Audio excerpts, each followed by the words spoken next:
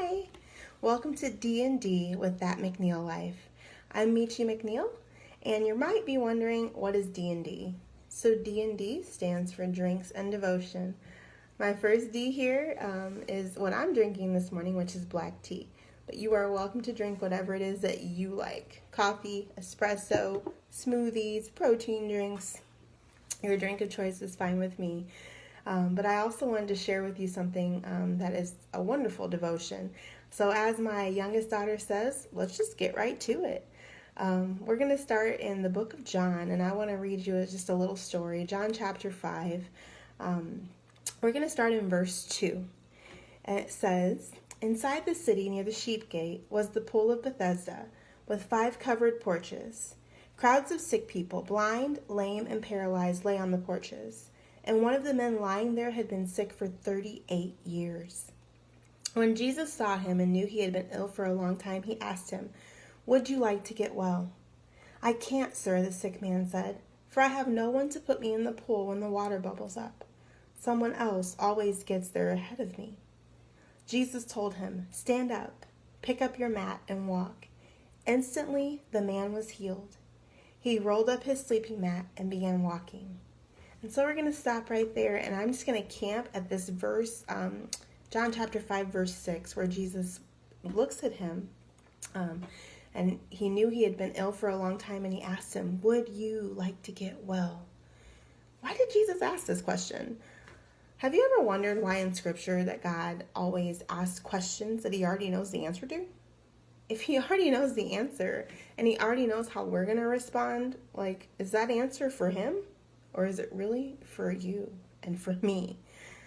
I'm guessing that in this man's mind that maybe there was a snide comment that crept into his thoughts. Like, hello, would I be here if I didn't? That's kind of what I'd be thinking.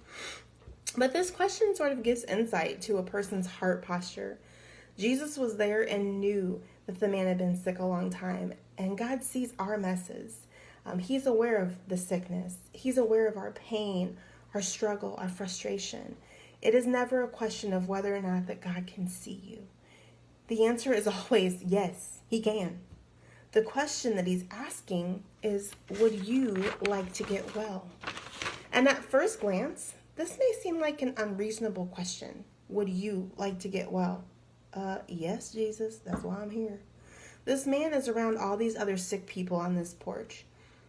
And it's kind of like us when we show up all the time. We're around all these sick people at church, right? We show up. And he had been coming back year after year. It says that this man had been sick for 38 years. And I propose that maybe it's not enough to merely just show up. This man had been showing up consistently, but he wasn't getting what he needed. Isn't that so like us sometimes? Going through the motions, thinking that it's enough to just show up, just to get there, and leaving week after week, sermon after sermon, still sick, still broken, still unhealed. "I can't," was that sick man's reply. And this gives insight to that man's mindset. He had already had so many bad experiences with not making it into that pool that he no longer even believed that he could.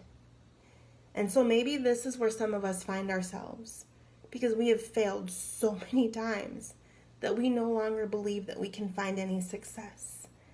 "I can't" has become our own mantra, not because of our ability, but because of our faulty belief system. It's a good thing that Jesus didn't listen to his excuses. He commanded him, "Stand up, pick up your mat, walk." Once again, I thought, man, that's an unreasonable request. Jesus, don't you see this sick man? He can't get up. But pause right here for just a second, because this gives insight to what Jesus sees when he looks at us. He doesn't see us the way that we are in the natural. He sees who he already created us to be. And that is who he spoke to. And instantly, that man was healed. He had just said, "I can't." But God said, "Stand up, pick up your mat, and walk." And so he did. Never tell God what we can't do. Because when we do that, we contradict his very word in Philippians 4:13. that reminds us that we can do all things through Christ who gives us strength. And I love the first word in verse 9, instantly. How many of us need for God to do something instantly? I'm raising both of my hands right now. God can, and he still does instant miracles and works. He is just that good. He is that kind of God who changes things in an instant. And this speaks to the character and the nature of who God is. So often it seems to us that we're waiting on God. But the question that Jesus began with, would you like to get well?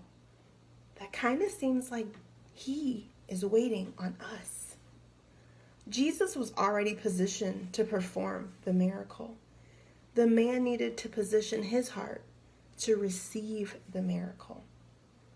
So instead of that response, I can't, let our response always be, yes, Lord, I would like to get well. I hope you've been encouraged by this devotion. I hope that you'll join us again. Have a wonderful day and enjoy your drinks. I hope you enjoyed the devotion.